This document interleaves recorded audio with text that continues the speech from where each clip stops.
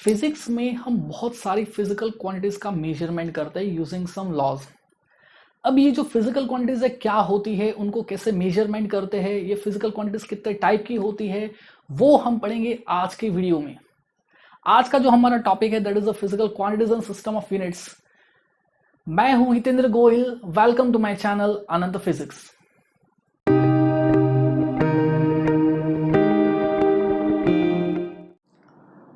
Physics it is the study of nature in a mathematical वे।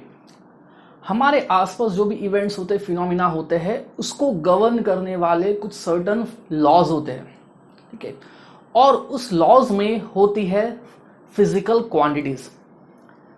जैसे हमारा class 11 का जो फिजिक्स है वो कुछ सर्टन पार्ट्स में डिवाइडेड है।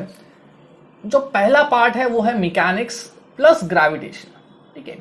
ये जो पार्ट है उसमें मैकेनिक्स और ग्रेविटेशन के रिलेटेड जो भी फिजिकल क्वांटिटीज है, for example force, acceleration, velocity, distance, displacement, energy, ऐसी जो भी फिजिकल क्वांटिटीज है उनका मेजरमेंट होगा इन दिस पार्ट, ठीक है।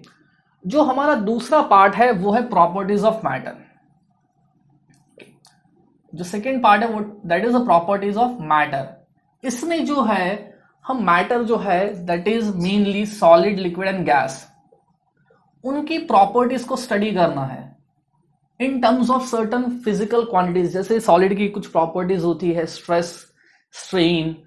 लिक्विड्स की प्रॉपर्टी होती है वहां पे विस्कोसिटी, सरफेस टेंशन, प्रेशर, ये सब। गैसेस में भी सिमिलर क्वांटिटीज होगी। तो उन फिजिकल क्वांटिटीज को स्टडी करेंगे in this part, properties of matter. जो थर्ड पार्ट है वो है हीट एंड थर्मोडायनेमिक्स। ये जो पार्ट है उसमें जो है जब भी हीट फ्लो होता है तो उससे क्या असर होता है, क्या इफेक्ट होता है, उस चीज को हम स्टडी करेंगे। और इसमें जो भी फिजिकल क्वांटिटीज होगी that will be heat, temperature, etcetera etcetera, which are related to heat and thermodynamics. और जो हमारा फाइनल पार्ट है that is oscillation and waves. इसमें जो है हम मेजर करेंगे time period, velocity, acceleration, similar to mechanics, ठीक है। तो यहां पे जो है इन हर एक पार्ट को गवर्न करने वाले कुछ लॉज होते हैं। जैसे मैकेनिक्स को गवर्न करने वाले जो लॉज होते हैं उसको हम बोलते हैं लॉज ऑफ मोशन। ग्रेविटेशन को गवर्न करने वाले जो लॉज होते हैं उसको हम बोलते हैं लॉज ऑफ ग्रेविटेशन। थर्मोडायनामिक्स के पीछे जो लॉज है उसको हम बोलते हैं लॉज ऑफ थर्मोडायनामिक्स। इन हर एक लॉज में होती है फिजिकल क्वांटिटीज, ठीक है। इन हर एक लॉज जो होते हैं फंडामेंटल, कुछ भी कोई भी लॉ है, कोई भी इक्वेशन है, उसमें जो है फिजिक्स में वहां पे होंगे सर्टेन फिजिकल क्वांटिटीज, ठीक है। तो यहां पे हम जो है उस फिजिकल क्वांटिटीज को कैलकुलेट करेंगे यूजिंग दिस लॉज, ठीक है। तो यहां पे फिजिकल क्वांटिटी क्या होती है, तो मैं बोल सकता हूं physical quantity, any quantity in physics which can be calculated or measured directly or indirectly,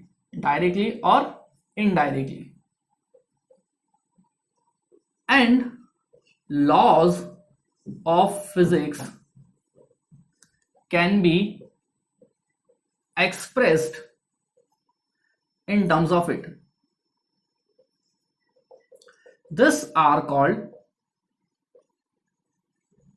physical quantities, ठीक है। तो फिजिकल क्वांटिटीज का मतलब क्या है कि ऐसी जो भी क्वांटिटीज जिसको हम मेजर कर सकते हैं, कैलकुलेट कर सकते हैं डायरेक्टली और इनडायरेक्टली। ऐसा जरूरी नहीं है कि हर एक हम फिजिकल क्वांटिटीज को डायरेक्टली मेजर कर ही सकते हैं, ऐसा जरूरी नहीं है। बट उसको हम मैनिपुलेट कर सके कैसे भी करके, डायरेक्टली या इनडायरेक्टली। और जो लॉज होते हैं उसको हम एक्सप्रेस कर सके in terms of this physical quantities, ठीक है। तो ये जो है यहाँ पे हम इस चैप्टर 2 जो है यूनिट्स एंड मेजरमेंट, उसमें हम फिजिकल क्वांटिटीज और उसके मेजरमेंट के बारे में स्टडी करने वाले हैं। अब यहाँ पे जो भी फिजिकल क्वांटिटीज है उसको हम मेजरली 3 कैटेगरी में डिवाइड करते हैं। जो पहली कैटेगरी है वो है फंडामेंटल और बेस क्वांटिटीज, ठीक है। जो फर्स्ट कैटेगरी है दैट इज फंडामेंटल और बेस क्वांटिटीज। अब नाम से पता चलता है कि ये जो क्वांटिटीज है ये अपने आप में उसका खुद का एक इंडिविजुअल एग्जिस्टेंस होता है।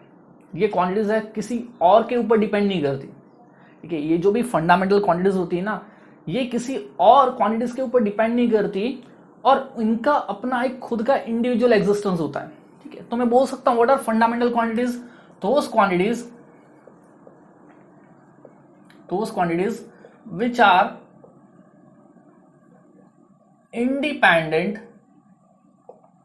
independent of each other and can be derived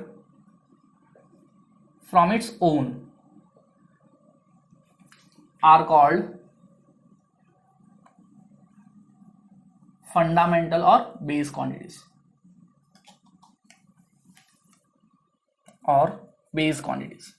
ठीक है, ये जो क्वांटिटीज है किसी और के ऊपर डिपेंड नहीं करती, ये इंडिपेंडेंट होती है आपस में।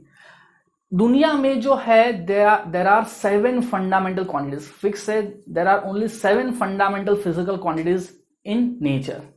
जो पहली क्वांटिटी है वो है mass, second is length, third is time, fourth is temperature, fifth is electric current, sixth is amount of substance and seventh is luminous intensity. Fix है यहां पे कि there are only 7 fundamental physical quantities. ये जितनी भी quantities है ये किसी और के ऊपर डिपेंड नहीं करती। ठीक है, ये खुद में इनका अपना एक खुद का एक इंडिविजुअल एग्जिस्टेंस होता है। जैसे फॉर एग्जांपल मेरे पास एक मास है, वो टाइम के ऊपर डिपेंड नहीं करता। मतलब मैं यहां पे अभी मेजर करूं या बाद में मेजर करूं, ठीक है, तो यहां पे मैं बोल सकता हूं कि ये जो मास है वो टाइम के ऊपर डिपेंड नहीं करता। अब जैसे मैं यहां पे विंटर में मेजर करूं या समर में मेजर करूं, क्योंकि विंटर समर में टेम्परेचर का डिफरेंस होता है, तो वो मास डिपेंड नहीं करेगा, तो मैं बोल सकता हूं mass is independent of temperature. Okay, जो मास है वो टेम्परेचर के ऊपर डिपेंड नहीं करता, मास जो है वो टाइम के ऊपर डिपेंड नहीं करता। ओके, तो ये जो भी फिजिकल क्वांटिटीज है ना, ये जो है ये किसी और के ऊपर डिपेंड नहीं करती और इनका जो है अपना खुद का इंडिविजुअल एग्जिस्टेंस होता है। ठीक है, जो दूसरी टाइप की जो फिजिकल क्वांटिटीज है वो है सप्लीमेंट्री क्वांटिटीज। ठीक है, this are supplementary quantities. There are only 2 supplementary quantities.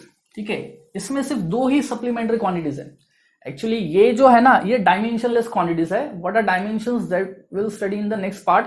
ठीक है, ये जो भी क्वांटिटीज है ना, ये भी यहां पे ये डायमेंशनलेस क्वांटिटीज है और ये सिर्फ 2 ही सप्लीमेंट्री क्वांटिटीज है। जो पहली सप्लीमेंट्री क्वांटिटी है वो है प्लेन एंगल और जो दूसरी सप्लीमेंट्री क्वांटिटी है वो है सॉलिड एंगल। ठीक है, जो भी एंगल जो है हम एक प्लेनर ऑब्जेक्ट के लिए पढ़ते आए हैं। जैसे प्लेन ऑब्जेक्ट का मतलब जिसको हम एक फ्लैट सरफेस में बना सके, उस ऑब्जेक्ट को बोलते हैं प्लेनर ऑब्जेक्ट। ओके, तो वहां पे जो भी एंगल डिफाइन होता है ना, वो प्लेन एंगल होते हैं, जो अभी तक हम पढ़ते आए। जो वो प्रोट्रैक्टर डी से हम बनाते हैं, जो भी एंगल जो होता है वो प्लेन एंगल होता है, क्योंकि वो एक ऑब्जेक्ट जो भी है वो एक प्लेन के लिए डिफाइन है। लेकिन जो 3D ऑब्जेक्ट्स है जिसको हम एक प्लेन में कंटेन नहीं कर सकते, उस ऑब्जेक्ट्स को बोलते हैं सॉलिड ऑब्जेक्ट्स। तो वहां पे हम प्लेन एंगल डिफाइन नहीं कर सकते, तो वहां पे जो एंगल डिफाइन होता है that is a solid angle. ठीक है, वहां पे जो एंगल डिफाइन होता है that is a solid angle. और जो थर्ड टाइप की जो फिजिकल क्वांटिटीज है वो है डिराइव्ड।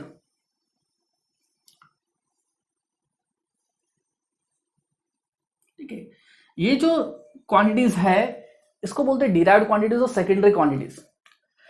7 और 2 जो टोटल 9 क्वांटिटीज है, इनके अलावा जितनी भी क्वांटिटीज है सब के सब डिराइव्ड क्वांटिटीज है। ठीक है, apart from 7 fundamental quantities and 2 supplementary quantities, जितनी भी क्वांटिटीज फिजिक्स में होगी सब के सब डिराइव्ड क्वांटिटीज है। फॉर एग्जांपल, ठीक है, इसका कोई मतलब कोई फिक्स नंबर नहीं है, बहुत सारी फिजिकल क्वांटिटीज है। फॉर एग्जांपल मैं बोलता हूं acceleration, force, heat energy. Okay, ये फॉर एग्जांपल ये जो भी क्वांटिटीज है सब की सब डिराइव्ड है। इन 9 को छोड़ के जितनी भी क्वांटिटीज है सबके सब डिराइव्ड है। ओके,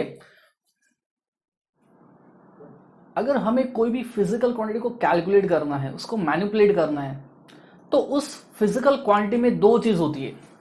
जैसे फॉर एग्जांपल मेरे पास कोई भी एक फिजिकल क्वांटिटी है, तो उसको अगर मुझे मेजर करना है, जैसे एक फिजिकल क्वांटिटी Q है, तो उसमें जब मेजर करूंगा तो वहां पे जरूरी है कि दो चीज हमेशा प्रेजेंट हो। पहली जो चीज है that is a numerical value. Okay, पहली जो चीज है वो है न्यूमेरिकल वैल्यू, वो शो करता है कि कितनी है। एंड जो सेकंड है वो है यूनिट। ठीक है, अगर न्यूमेरिकल वैल्यू को मैं n से रिप्रेजेंट करता हूं, यूनिट को u से रिप्रेजेंट करता हूं, तो कोई भी फिजिकल क्वांटिटी है उसमें दो चीज का आना जरूरी है। ठीक है, ऐसा नहीं हो कि सिर्फ न्यूमेरिकल वैल्यू हो या सिर्फ यूनिट हो। अब जैसे मैं बोलता हूं कि मैंने कोई भी ये बोर्ड है उसका लेंथ मेजर किया, वो जो लेंथ है 150। अब 150 क्या, it may B centimetre, it may B mm, कुछ भी हो सकता है। ठीक है, तो फिजिकल क्वांटिटी को मेजर करना है तो उसमें दो चीज का होना कंपलसरी है। First is numerical value and second is a unit. ठीक है, यूनिट और फिजिकल यूनिट। अब ये यूनिट क्या होता है कि हम जो है हर एक क्वांटिटी को एक रेफरेंस स्टैंडर्ड अमाउंट की फिजिकल क्वांटिटी से कंपेयर करते हैं। ठीक है, उस रेफरेंस स्टैंडर्ड क्वांटिटी से कंपेयर करते हैं। जैसे फॉर एग्जांपल मैं बोलता हूं कि मास को हम जनरली केजी में मेजर करते हैं, तो मास का जो यूनिट मैंने बोल दिया कि केजी है।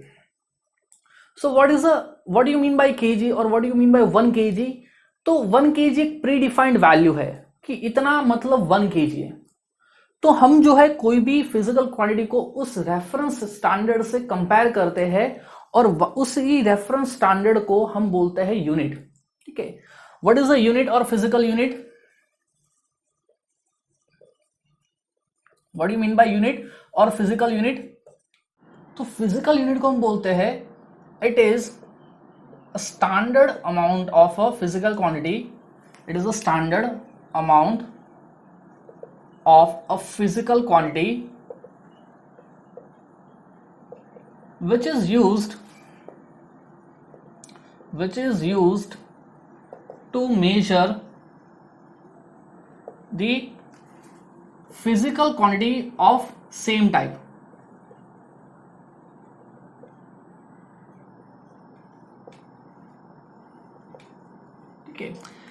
फिजिकल यूनिट का मतलब क्या? It is a standard amount of a physical quantity which is used to measure the physical quantity of same type. जैसे अगर मैंने बताया कि जैसे मुझे मास मेजर करना है, तो उस मास को जो है मैं उस स्टैंडर्ड अमाउंट से कंपेयर करूंगा कि कितना है। ठीक है, उसी के बेसिस पे जो है हम डिफाइन कर दे फिजिकल यूनिट। ठीक है, अब जैसे हम यहाँ पे मास के लिए केजी यूज करते हैं, जैसे ब्रिटिश जो भी सिस्टम है वहां पे जो है मास को जनरली पाउंड में मेजर करते हैं। हम जो है जनरली यहाँ पे लेंथ को सेंटीमीटर या मीटर में मेजर करते हैं, वहां पे लेंथ को जो है फीट में मेजर करते हैं। तो यहाँ पे जो यूनिट होते हैं वो हर एक जगह पे अलग अलग हो सकते हैं। ठीक है, हर एक जगह पे जो सिस्टम होता है वो यूनिट मेजर करने का अलग अलग होता है। तो उसी के लिए यहाँ पे जो है ना कुछ certain system of units define होते हैं। ठीक है, हर एक जगह पे क्या होता है ना, कुछ certain system of units define होते हैं कि जैसे हम यहाँ पे मास को कुछ और यूनिट में मेजर करते, हो सकता है कि कुछ और जगह पे मास के लिए कुछ और ही यूनिट बना दिया। ठीक है, वैसे ही क्या होता है कि हर एक जगह पे अपना अपना एक सिस्टम होता है जहां पे उस फिजिकल क्वांटिटी को मेजर किया जाता है। जैसे फॉर एग्जाम्पल कुछ सर्टन सिस्टम ऑफ यूनिट्स है। ठीक है, there are certain system of units. जैसे फॉर एग्जाम्पल पहला जो है वो है सीजीएस। ठीक है, अब ये जो सिस्टम ऑफ यूनिट होता है ना, it's name is given on the basis of the first 3 fundamental quantities. ठीक है, जो सिस्टम ऑफ यूनिट होता है ना उसका जो नेम होता है ना, name is given on basis of first 3 fundamental quantities.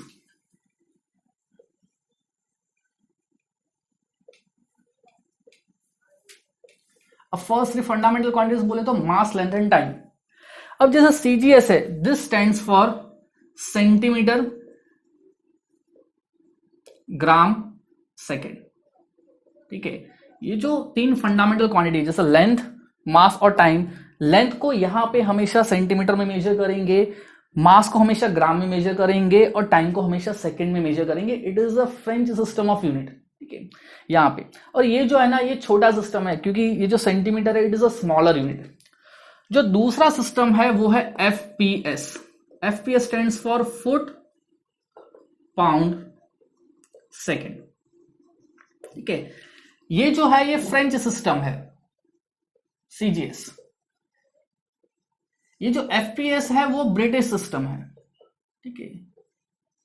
अब वहां पे जो है जनरली लेंथ को फुट में मेजर किया जाता है, मास जो है उसको पाउंड में मेजर करते हैं और टाइम तो सेकेंड में ही है, ठीक है। जो थर्ड सिस्टम ऑफ यूनिट है that is MKS, name metre kilogram second, okay. यहां पे ये जो है ना बड़ा सिस्टम ऑफ यूनिट है क्योंकि metre is greater than the foot और सेंटीमीटर, ठीक है। यहां पे जो लेंथ है उसको हमेशा मीटर में कैलकुलेट करते मेजर करते हैं, जो यहाँ पे मास है उसको केजी में मेजर करते हैं और टाइम जो है आप देख सकते हैं तीनों के तीनों सिस्टम में जो है सेकंड में ही है। एक और यहाँ पे सिस्टम होता है MKSA, stands for metre kilogram second and ampere. यहां पे एक और फंडामेंटल क्वांटिटी इलेक्ट्रिक करंट जो है यहां पे आ गई, ठीक है। It is nearly same as that of the MK system, बस यहां पे एक और फिजिकल क्वांटिटी का इन्वॉल्वमेंट है दैट इज इलेक्ट्रिक करंट, और इलेक्ट्रिक करंट जो है उसको मेजर किया है यहां पे एम्पियर में। अब इससे होता क्या है कि जैसे मुझे यहाँ पे मैं इंडिया में जैसे मैं मेजर कर रहा हूं लेंथ को मीटर में और कहीं बाहर जो लेंथ को मेजर किया है फीट में, तो उससे क्या होता है कि हर एक जगह पे जब हम अलग अलग सिस्टम ऑफ यूनिट अडॉप्ट करते हैं तो उससे कंफ्यूजन होने के चांसेस बढ़ जाते हैं, ठीक है। क्योंकि जैसे अब यहां से कोई स्टूडेंट बाहर जाएगा तो वो वहां पे जो भी सिलेबस है उसमें कुछ फिजिकल क्वांटिटीज को मेजर करने का सिस्टम ही चेंज हो गया, तो that may arise to a confusion, ठीक है। तो उस कंफ्यूजन का सॉल्यूशन क्या है? उसका सॉल्यूशन है internationally accepted system of unit. अगर मेरे पास कोई ऐसा सिस्टम ऑफ यूनिट है जो इंटरनेशनली एक्सेप्टेड है, मैं हर एक नेशन में उसको एक्सेप्ट किया है, तो उससे क्या होगा कि अगर मैं वो सिस्टम ऑफ यूनिट अडॉप्ट करूंगा तो मैं वो सिस्टम ऑफ यूनिट में हर एक नेशन में उसको मैं यूज कर सकता हूं और उससे कंफ्यूजन बिल्कुल भी होने के चांसेस नहीं है। और वो जो internationally adopted system of unit है that is called SI system, ठीक है। It stands for system international, ठीक है। ये जो सिस्टम ऑफ यूनिट है इट इज इंटरनेशनली एक्सेप्टेड, और जब भी हम बोलते हैं कि what is the unit of this physical quantity, तो बाय डिफॉल्ट उसका मतलब होता है एसआई यूनिट, ठीक है। बाय डिफॉल्ट उसका जो मतलब होता है वो होता है एसआई यूनिट। जैसे हम बोलते हैं कि कोई भी नंबर के आगे प्लस बाय डिफॉल्ट होता है, हम उसको लिखते नहीं है, ठीक है। तो जब भी हम फिजिकल क्वांटिटी के यूनिट के बारे में बोलते हैं तो बाय डिफॉल्ट वो यूनिट होता है एसआई यूनिट। हाँ, अगर सीजीएस यूनिट हुआ, एमकेएस यूनिट हुआ तो स्पेसिफिकली मेंशन करना जरूरी है। जैसे what is the CGS unit of force, what is the MKS unit of power, हमें वहां पे स्पेसिफिकली सिस्टम मेंशन करना जरूरी है। लेकिन एसआई सिस्टम में क्या होता है, हम मेंशन नहीं करते, बाय डिफॉल्ट जो भी यूनिट होता है दैट इज एसआई यूनिट। जैसे हमारे पास 7 फंडामेंटल, 2 सप्लीमेंट्री और उसके अलावा जितनी भी फिजिकल क्वांटिटीज है वो सबकी सब डिराइव्ड क्वांटिटीज है। तो उसका जो एसआई यूनिट है वो क्या है, तो सबसे पहले देखते हैं फंडामेंटल क्वांटिटी का, ठीक है। फॉर फंडामेंटल क्वांटिटीज तो वो जो क्वांटिटीज है सबसे पहले है mass, length, time, temperature, amount of substance, electric current और luminous intensity, okay, luminous intensity. तो मास का जो एसआई यूनिट है, हर एक फिजिकल क्वांटिटी का हम एसआई यूनिट जो है लिखते हैं कि जैसे मास का जो एसआई यूनिट है वो है किलोग्राम, ओके। मास का जो एसआई यूनिट है वो है किलोग्राम, और इसको जो सिंबॉलिकली जो है हम केजी से रिप्रेजेंट करते हैं। जो लेंथ का एसआई यूनिट है वो है मीटर, उसको हम एम से रिप्रेजेंट करते हैं। ठीक है, जो टाइम का एसआई यूनिट है वो है सेकेंड, और उसको हम सिंपली स्मॉल एस से रिप्रेजेंट करते हैं। टेम्परेचर का जो एसआई यूनिट है वो है कैल्विन, उसको हम कैपिटल के से रिप्रेजेंट करते हैं because it is based after a scientist. जो अमाउंट ऑफ सब्सटेंस है उसका जो एसआई यूनिट है वो है मोल, और उसको हम रिप्रेजेंट करते हैं एमओएल से। Electric current SI unit is ampere, उसको हम रिप्रेजेंट करते हैं कैपिटल ए से। और लुमिनस इंटेंसिटी का जो एसआई यूनिट है वो है कैंडिला, उसको हम रिप्रेजेंट करते हैं सीडी से। ठीक है, तो ये उसका सिंबल है फॉर द रिप्रेजेंटेशन। ये अब जैसे हमारे पास सप्लीमेंट्री क्वांटिटीज है, वी हैव सप्लीमेंट्री क्वांटिटीज, और सप्लीमेंट्री क्वांटिटीज में दो ही क्वांटिटीज है। सबसे पहला है प्लेन एंगल। जो भी एंगल अभी तक हम पढ़ते आए हैं ना, जो भी हम डी से बनाते हैं, ठीक है, वो जो डी होता है उससे जो एंगल्स वहां पे लिखे होते हैं 0 to 180, वो जो भी एंगल होते हैं वो सबके सब प्लेन एंगल होते हैं। लेकिन इंटरेस्टिंग बात ये है कि जो अभी तक जो है हम एंगल बनाने के लिए कौन सा यूनिट यूज करते थे, हम यूज करते थे डिग्री। 30 डिग्री, 40 डिग्री, 45, 60, 90, ठीक है, हम डिग्री यूज करते हैं। बट जो प्लेन एंगल का जो एसआई यूनिट है वो है रेडियन, डिनोटेड बाय RAD। ठीक है, जो प्लेन एंगल का जो एसआई यूनिट है ना वो रेडियन है, डिग्री नहीं है। दूसरा जो सप्लीमेंट्री क्वांटिटी है वो है सॉलिड एंगल।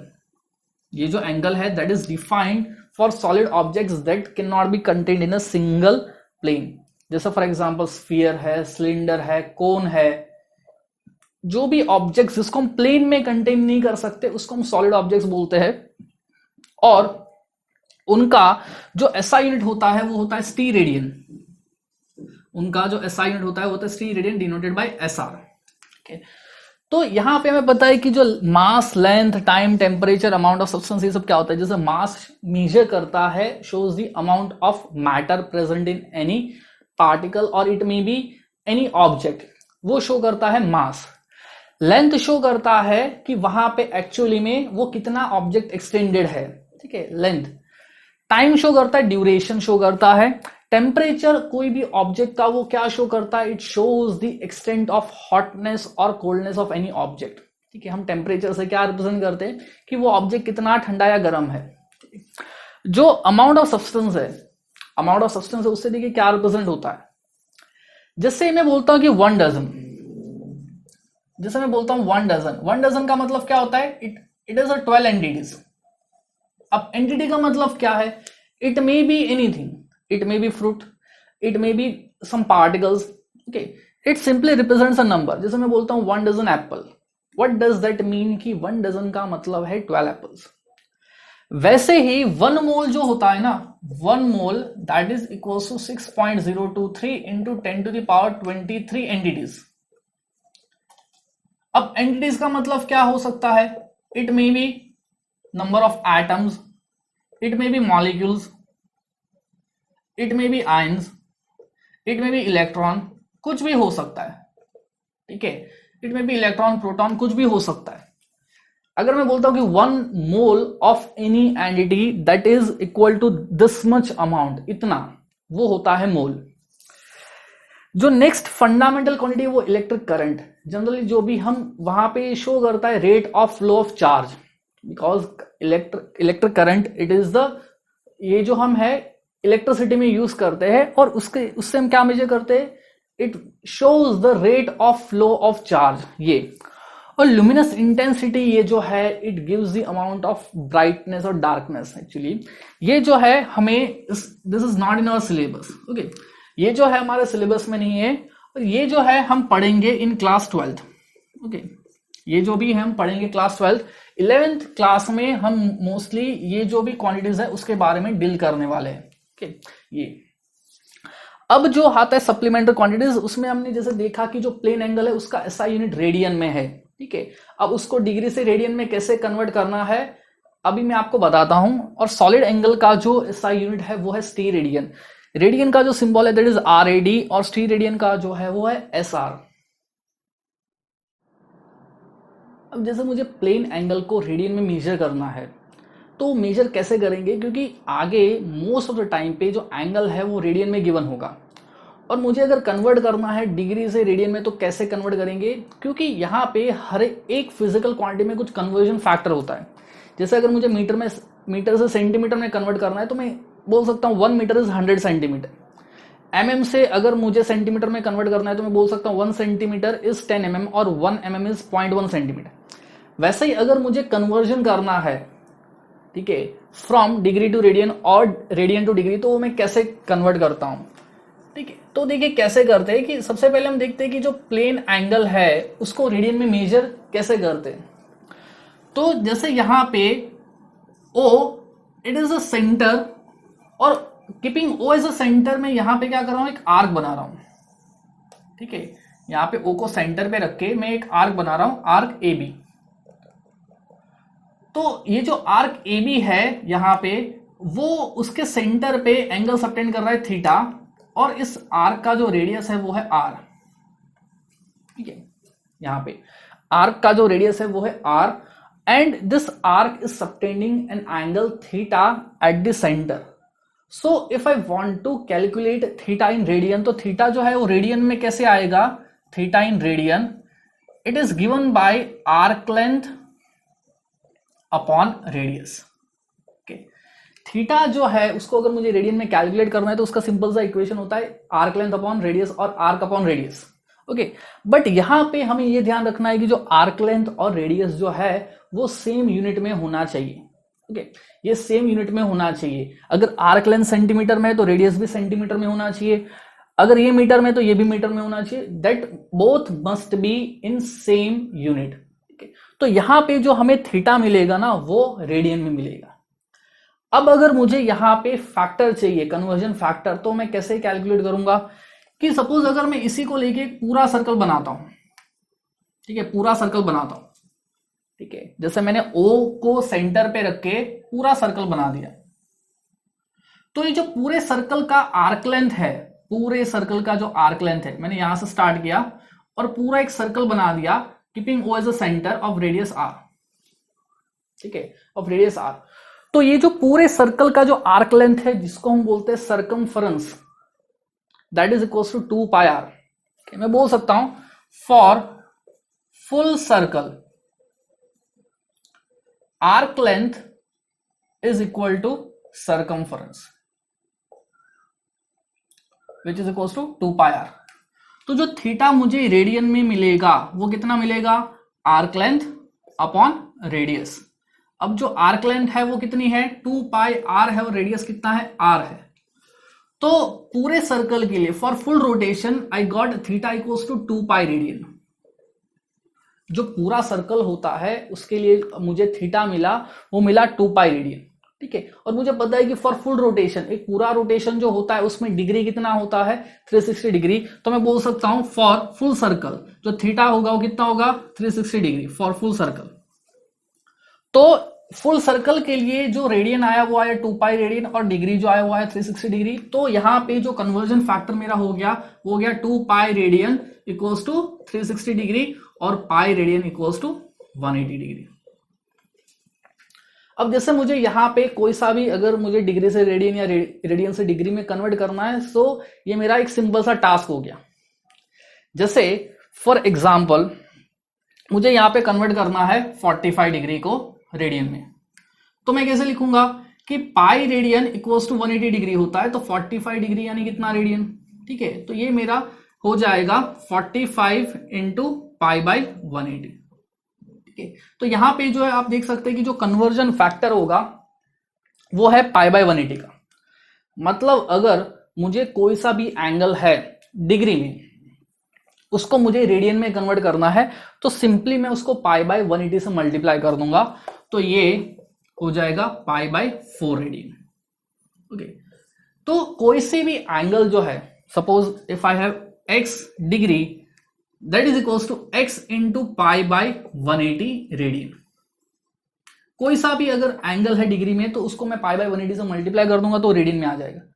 सिमिलरली अगर मुझे यहां पे x रेडियन में है और उसको मुझे डिग्री में कन्वर्ट करना है, तो वो मैं कैसे कन्वर्ट करूंगा, उसके लिए भी सिंपल सा सेम यूनिटर मेथड यूज करेंगे कि मेरे पास पाई रेडियन जो है वो 180 डिग्री है, तो x रेडियन यानी कितना हो गया, तो तो जब मैं यहां पे मल्टीप्लाई करूंगा मुझे ये क्वांटिटी चाहिए, तो ये हो जाएगा x इंटू 180/पाई डिग्री।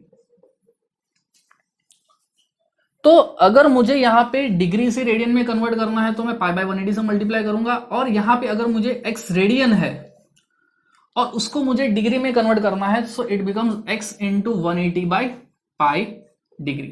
ठीक है, so this is the conversion from degree to radian and radian to degree. But यहाँ पे एक्चुअली इसके अलावा और भी हमारे पास दूसरे यूनिट्स है। ठीक है, हमारे पास इसके अलावा और भी यूनिट्स है apart from degree and radian. जैसे एक यूनिट जो है, छोटा यूनिट, दैट इज 1 मिनट और 1 आर्क मिनट। ठीक है, which is equal to 1/60 degree.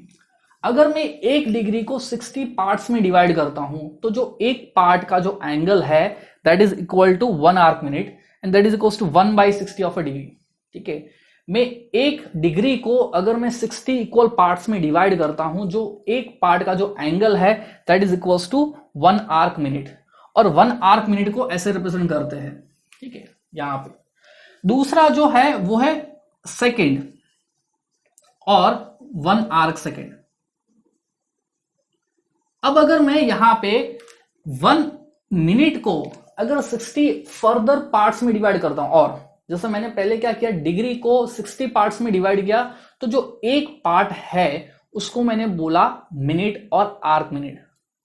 अब उस एक मिनट को वापस में अगर 60 इक्वल पार्ट्स में डिवाइड करता हूं, उस एक पार्ट को, एक मिनट को अगर मैं वापस 60 पार्ट्स में डिवाइड करता हूं, तो उसमें जो एक पार्ट है वो हो जाएगा मेरा आर्क सेकेंड और simply second, that is equals to 1/60 minutes और 1/60 इंटू 60 डिग्री।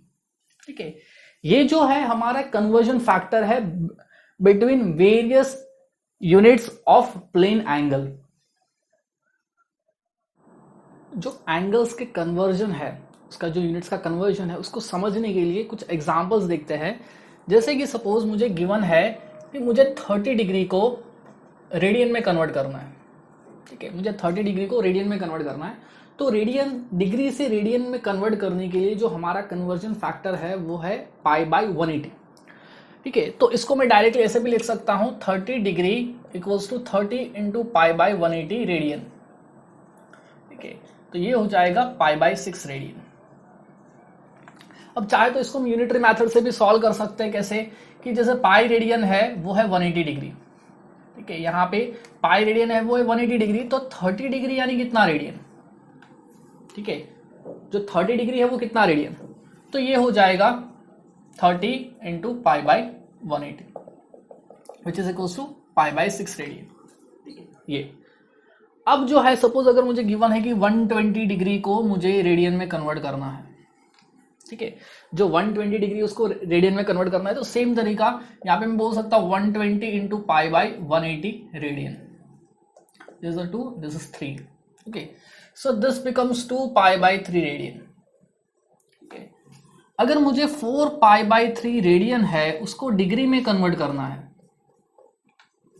मुझे 4 पाई बाय 3 रेडियन है उसको डिग्री में कन्वर्ट करना है, तो यहां पे भी यूनिटरी मेथड, और चाहे तो हम रेडियन से डिग्री में कन्वर्ट करने के लिए हमारा जो कन्वर्जन फैक्टर है वो है 180 बाई पाई।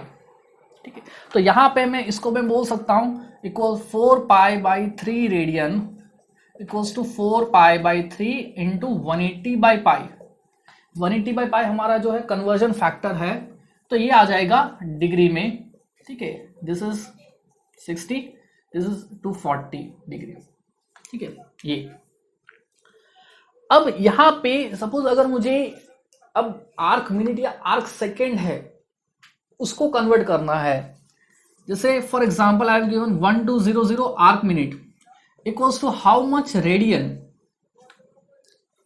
जो 1200 आर्क मिनट है उसको जो है मुझे यहां पे रेडियन में कन्वर्ट करना है, तो सबसे पहले जो है 1200 आर्क मिनट्स को मैं वहां पे डिग्री में कन्वर्ट करूंगा। तो जो 1200 आर्क मिनट्स है इक्वल्स टू मैं लिख सकता हूं 1200 बाई 60 डिग्री। ठीक है, तो ये हो जाएगा इक्वल्स टू 20 डिग्री। अब उस डिग्री को मैं वापस रेडियन में कन्वर्ट कर दूंगा। अब 20 डिग्री को मैं ऐसे लिख सकता हूं 20 इंटू पाई बाई 180 इक्वल्स हो जाएगा पाई बाई 9 रेडियन।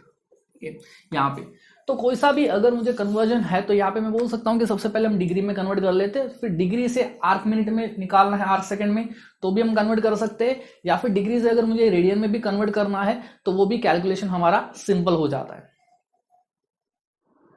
जैसे यहाँ पे गिवन है कि 14400 आर्क सेकेंड है, 14400 आर्क सेकेंड है, उसको मुझे जो है डिग्री में कन्वर्ट करना है। ठीक है, तो आर्क सेकेंड को जब 60 से डिवाइड करते हैं तो आर्क मिनट में कन्वर्ट हो जाता है।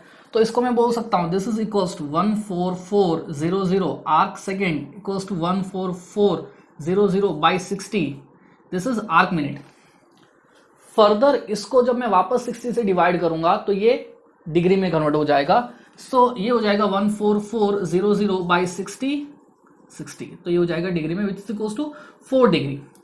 ठीक है, तो यहाँ पे जब हमें आर्क सेकेंड से मिनट में कन्वर्ट करना है तो हम 60 से डिवाइड करते हैं, और आर्क मिनट से वापस डिग्री में कन्वर्ट करना है तो हम इसको 60 से वापस और डिवाइड करेंगे। अभी जैसे हमने देखा कि जो प्लेन एंगल है उसका मेजरमेंट कैसे होता है, उसमें जो अलग अलग यूनिट्स है उसके कन्वर्जन फैक्टर क्या है। अब बात आती है दूसरी सप्लीमेंट्री क्वांटिटी के ऊपर, that is a solid angle. ठीक है, अब सॉलिड एंगल मेजर कैसे करते हैं। ठीक है, तो ये सॉलिड एंगल सबसे पहले हम समझते हैं कि वो ऑब्जेक्ट्स के लिए डिफाइन होता है जिसको हम एक फ्लैट सरफेस के ऊपर नहीं रख सकते पूरा का पूरा ऑब्जेक्ट। जैसे फॉर एग्जांपल है एक अगर मेरे पास एक डिस्क है तो उसको मैं पूरा ये सरफेस के ऊपर मैं बना सकता हूँ, सो it becomes a planar object, तो वहां पे प्लेन एंगल डिफाइन होता है। जैसे मेरे पास स्फीयर है, कोन है, सिलेंडर है, वो पूरा का पूरा स्फीयर मेरे ये बोर्ड पे कभी मैं नहीं बना पाऊंगा। ठीक है, तो वो जो है वो सॉलिड ऑब्जेक्ट है। सिलेंडर है उसको भी मैं यहाँ पे पूरे बोर्ड पे बना नहीं पाऊंगा। ठीक है, उसका एक 3D डायग्राम में बना सकता हूँ लेकिन पूरे के पूरे सिलेंडर को मैं यहाँ पे रख नहीं पाऊंगा। ठीक है, वो या तो बाहर चले जाएगा यहाँ पे, तो वहां पे जो है वो सॉलिड एंगल डिफाइन होता है। जैसे मेरे पास यहाँ पे एक स्फीयर है,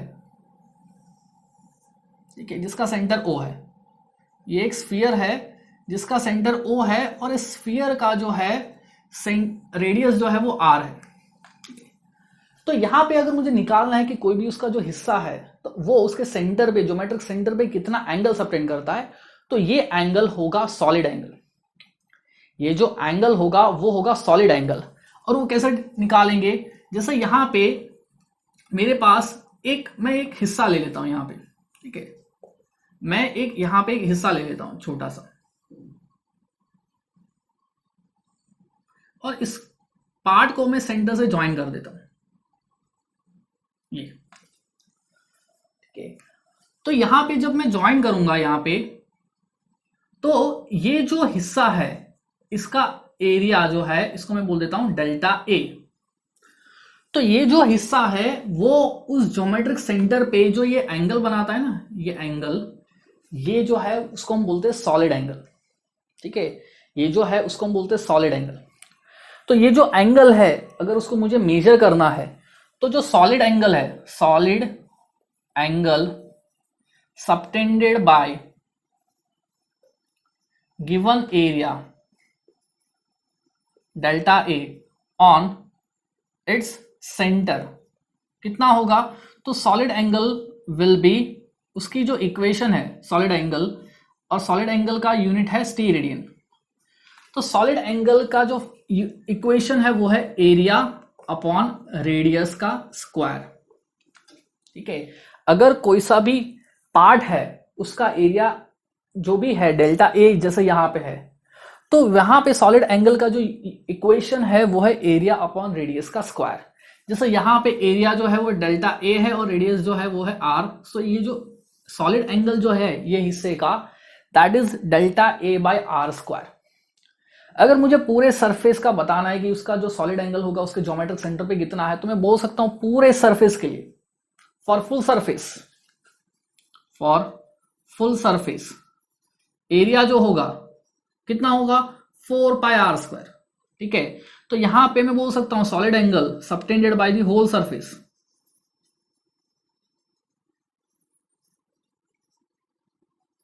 होल सरफेस और होल स्फीयर कितना हो जाएगा, एरिया अपॉन रेडियस का square which is equals to 4 pi steradian, it is equals to 4 pi T radian.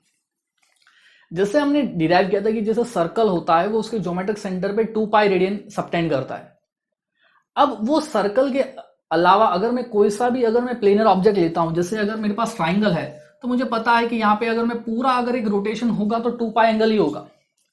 वैसे ही अगर मैं यहाँ पे बोलता हूं कि ये जो स्फीयर है वो अपने ज्योमेट्रिक सेंटर पे 4 पाई solid angle 4 pi T radian subtend कर रहा है, तो कोई सा भी सॉलिड ऑब्जेक्ट होता है वो अपने ज्योमेट्रिक सरफेस पे इतना ही एंगल सबटेंड करता है which is equals to 4 pi steradian. हाँ ये बात है कि ये जो पार्ट है वो हमारा इसका जो कंटेंट है हमारे सिलेबस में बहुत ही मिनिमल है, ठीक है, ये जो है हमारे ज्यादा यूजफुल नहीं है, हम जो है वो ज्यादातर प्लेन एंगल ही यूज करते हैं। अब जैसे हमने देखा कि यहाँ पे जो सप्लीमेंट्री क्वांटिटीज है प्लेन एंगल सॉलिड एंगल उसका मेजरमेंट कैसे होता है और उसमें जो कन्वर्जन है एक यूनिट से दूसरे यूनिट में कैसे होता है, तो अब बात आती है कि जो लेंथ है फंडामेंटल क्वांटिटी उसका मेजरमेंट कैसे होता है। तो फिजिक्स में हमारा जो लेंथ का मेजर है वो हम मेजरमेंट कैसे होता है, it goes from very small size to a very large enormous size. जैसे हम फिजिक्स में मेजर करते हैं size of the nucleus which is very small, it is of the order of 10 to the power -15 metre to the size of galaxy, जो कि बहुत बड़ी है। अब जैसे अगर मैं कोई छोटी वैल्यू मेजर करता हूं तो उसके लिए मेरा जो यूनिट है वो भी एकदम छोटा होना चाहिए, ठीक है। जैसे अगर मुझे अगर कोई सा भी एटम है या मॉलिक्यूल है तो उसको मेजर करना है तो मुझे पता है उसकी साइज बहुत छोटी है, तो वहां पे मैं बड़ा यूनिट यूज नहीं करूंगा जैसे किलोमीटर। हाँ मतलब मैं बोल सकता हूँ it is a true but it is not a sensible. जैसे मैं बोलता हूँ कि ये जो बोर्ड है लेट्स से इसकी जो लेंथ है दैट इज अप्रोक्सीमेटली 1.5 मीटर, तो उसको मैं ऐसे भी लिख सकता हूँ 0.0015 kilometre. It is true but it is not sensible, ठीक है। जैसे कोई पर्सन की जो हाइट है उसको हम मीटर में मेजर करते हैं, सेंटीमीटर में मेजर करते हैं, फीट में मेजर करते हैं, लेकिन उसको किलोमीटर में मेजर करना इट इज नॉट सेंसिबल, ठीक है। क्योंकि जैसे जिस साइज की क्वांटिटी है तो उसके अकॉर्डिंग हमें उतना यूनिट भी चाहिए होता है। छोटी क्वांटिटी मेजर करनी है तो उसके लिए छोटा यूनिट होना चाहिए, बड़ी क्वांटिटी के लिए बड़ा यूनिट होना चाहिए, ठीक है। तो हमारा जो लेंथ का मेजरमेंट है वो इन्वॉल्व होता है फिजिक्स में from a very small to very large value. तो हम वहां पे उसके अकॉर्डिंग अलग अलग यूनिट्स यूज करते हैं। जैसे सबसे छोटा यूनिट जो है वो है फर्मी, ठीक है, that is represent by F. M जो फर्मी है that is use to measure the size of the nucleus, ठीक है। और जो 1 फर्मी होता है that is equals to 10 to the power -15 metre, ठीक है। जो 1 फर्मी है that is 10 to the power -15 metre and that is also called femtometre, ठीक है। जो नेक्स्ट है वो है एंगस्ट्रॉम, ठीक है, it is represented by this letter. जो एंगस्ट्रॉम है that is generally used to express the wavelength, और वहां पे कभी कभी जो है उसको हम मॉलिक्यूल्स की जो और एटम्स की साइज होती है उसको मेजर करने के लिए भी यूज करते हैं। और 1 एंगस्ट्रॉम जो होता है that is equals to 10 to the power -10 metre, ठीक है। उससे बड़ा यूनिट है वो है नैनोमीटर, रिप्रेजेंटेड बाय एनएम, और 1 नैनोमीटर होता है 10 टू द पावर -9 मीटर, ठीक है। और फिर यहां पे जो छोटे यूनिट्स है जैसे फिर और है माइक्रोमीटर,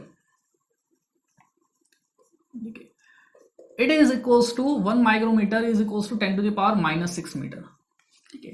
अब ये जो है छोटे यूनिट्स है जैसे सेंटीमीटर भी है, मिलीमीटर भी है।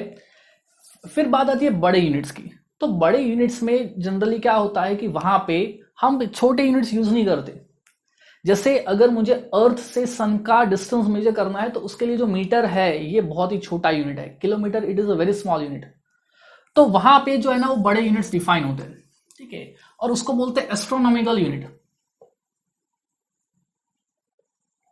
Astronomical unit represented by A, ठीक है। 1 AU is equals to distance of earth from the sun, ठीक है। तो एस्ट्रोनॉमिकल यूनिट है, इसको मैं बोल सकता हूं average distance average distance of earth from sun is equal to 1 AU। ठीक है, और जो 1 AU होता है एस्ट्रोनॉमिकल यूनिट, वो होता है 1.496 इंटू 10⁻11 मीटर। ठीक है, ये अब उससे जो बड़ा यूनिट है, जैसे जो गैलेक्सीज होती है, तो वहां पे जो गैलेक्सीज होती है तो उनका जो डिस्टेंस बहुत ज्यादा है, तो वहां पे एस्ट्रोनॉमिकल यूनिट भी छोटा यूनिट है, तो वहां पे जो है ना हम लाइट ईयर यूज करते हैं। Okay, use light year. Light year is represented bye LY। ये जो होता है it is distance travelled, it is distance travelled by light in 1 year. ठीक है, और जो 1 लाइट ईयर होता है वो होता है 9.467 इंटू 10⁻15 मीटर। ठीक है, दिस इज 1 लाइट ईयर। ये जो है बहुत ही बड़ा यूनिट है। और उससे भी बड़ा यूनिट होता है पारसेक। अब पारसेक क्या होता है कि सन और अर्थ जो है उनके बीच का जो सेपरेशन है वो है 1 AU। तो ये जो डिस्टेंस है r, for which the average distance from the sun and the earth subtends an angle of 1 arc second. तो ये जो r होता है that is equals to 1 parsec. ठीक है, अगर सन और अर्थ के बीच का जो डिस्टेंस है that is equals to 1 astronomical unit that subtends an angle of 1 arc second, then this distance r is called 1 parsec. ठीक है, और यहां पे जो 1 पारसेक होता है, 1 parsec it is equals to 3.08 into 10⁻16 metre. ठीक है, ये बहुत ही बड़ा यूनिट है, it is even greater than the light year. तो अगर मुझे इन तीनों को अरेंज करना है in decreasing order of their magnitude, तो मैं बोल सकता हूं कि parsec it is the greatest unit, then comes the light year and then comes the astronomical unit. This is the order. तो हमने देखा कि यहाँ पे जो है हमारा जो लेंथ का मेजर है that involves a very small value to very large enormous value. तो उसके अकॉर्डिंग जो है हम प्रॉपर सिस्टम यूज करेंगे, प्रॉपर यूनिट्स यूज करेंगे, छोटी क्वांटिटी के लिए छोटे यूनिट्स और बड़ी क्वांटिटी के लिए बड़े यूनिट्स। अब जैसे हमने देखा कि जो 1 एस्ट्रोनॉमिकल यूनिट होता है उसकी जो वैल्यू है that is 1.496 into 10⁻11 metre, which is nearly 1.5 into 10⁻11 metre. अब मुझे निकालना है कि 1 एस्ट्रोनॉमिकल यूनिट, ठीक है, सॉरी मुझे निकालना है कि 1 मीटर में जो है कितने एस्ट्रोनॉमिकल यूनिट है। I want to calculate 1 metre is how much AU। तो सिंपल है कि मैं बोल सकता हूं कि यहाँ पे 1 AU जो है that is equals to 1.496 into 10⁻11 metre.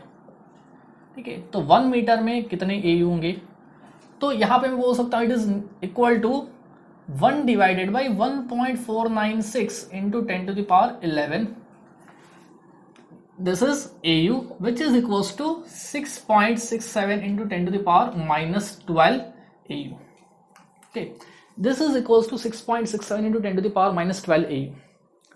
अब वैसे ही यहाँ पे मुझे बोला है कि calculate the number of parsec in 1 metre. 1 metre में कितने पारसेक है ये जो है मुझे निकालने हैं यहाँ पे। तो 1 पारसेक कितना होता है, 1 parsec it is equal to 3.08 into 10⁻16 metre. ठीक है, 3.08 इंटू 10⁻16 मीटर।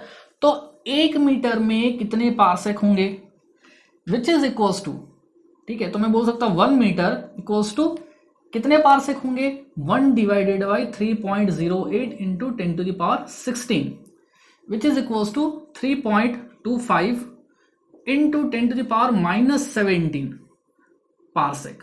ठीक है, तो जैसे ही अगर मुझे कन्वर्ट करना है तो यहाँ पे मैं सिंपल यूनिटरी मेथड निकाल सकता हूँ, और ऐसे ही नहीं मैं लाइट ईयर जो है और दूसरे जो भी यूनिट्स है उनका भी मैं कन्वर्जन इजिली कर सकता हूँ। जैसे फॉर एग्जांपल अगर मेरे पास यहाँ पे गिवन है, ठीक है, जैसे मैं बोलता हूँ कि 1 angstrom is equals to 10⁻−10 metre होता है।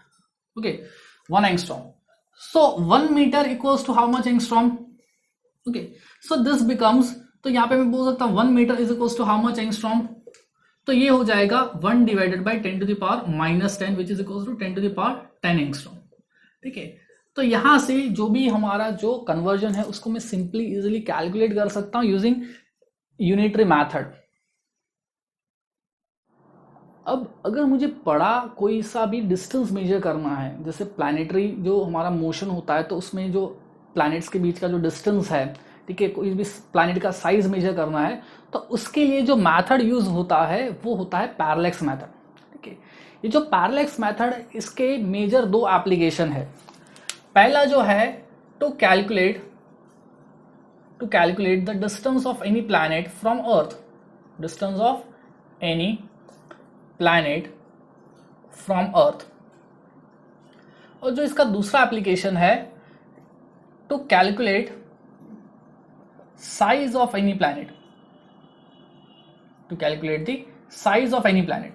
इसके मेजर दो एप्लीकेशन है। ठीक है, जो पहला एप्लीकेशन है to calculate the distance of planet from the earth, ठीक है, तो उसमें क्या करते हैं कि अर्थ जो है उसके दो पॉइंट से हम क्या करते हैं, वो प्लैनेट का एक पॉइंट ऑब्जर्व करते हैं। ठीक है, जैसे ये पॉइंट पी है, तो ये जो पॉइंट अर्थ के है ए और बी, तो उस पॉइंट से क्या करते हैं, उस प्लैनेट का एक पॉइंट ऑब्जर्व करते हैं।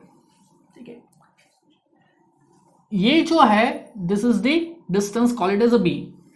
ठीक है, और ये जो डिस्टेंस है from the earth and the planet, इसको मैं बोल देता हूं कैपिटल डी। अब क्योंकि आप देखिए कि जो अर्थ के दो पॉइंट है ए और बी, वो डिस्टेंस बी और कैपिटल डी, तो आप देख सकते हैं यहां पे जो स्मॉल बी है that is very very less than the capital D.